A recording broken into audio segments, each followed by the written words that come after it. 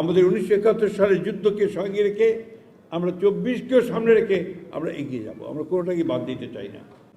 আমি সবসময় একটা কথা বলি, যারা 71কে ভুলে যেতে চায় বা ভুলিয়ে দিতে চায় তারা কখনো বাংলাদেশে বিশ্বাস করে না। বাংলাদেশে বিশ্বাস করতে হলে 1971 সালকে অবশ্যই অবশ্যই অবশ্যই সামনে আনতে হবে। আমরা জুলাইকে অস্বীকার করতে পারি না, এই জন্যেই যে আমাদের অসংখ্য সন্তান তারা বাংলাদেশের গণতন্ত্র প্রতিষ্ঠার জন্য প্রাণ দিয়েছে এবং একটা ফ্যাসিস্ট সরকারকে দেশ থেকে চলে যেতে বাধ্য করেছে। যে আজকে অনেক আমাদের সমস্যা আছে, অনেক চ্যালেঞ্জ আছে, অনেক চড়াই উতরাই পার হতে হচ্ছে, একটা ক্রিটিক্যাল মোমেন্ট পার হতে হচ্ছে।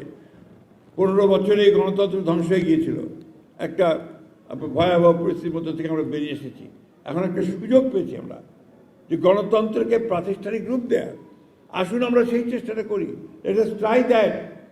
আমরা সবসময় কথা বলি যে ওই যে নজরুল ইসলামের সেই কবিতা আর কি, যে হিন্দু না ওরা মুসলিম ওই জিজ্ঞাসে কোন জন, কান্ডারি বলো ডুবিছে মানুষ সন্তান মরমার। এটাই হচ্ছে মূল কথা। আমরা একই মায়ের সন্তান, বাংলাদেশের সন্তান। আমরা কাঁধে কাঁধ মিলিয়ে আমরা এগিয়ে যাব। আমরা তো একই বৃন্তের ফুল।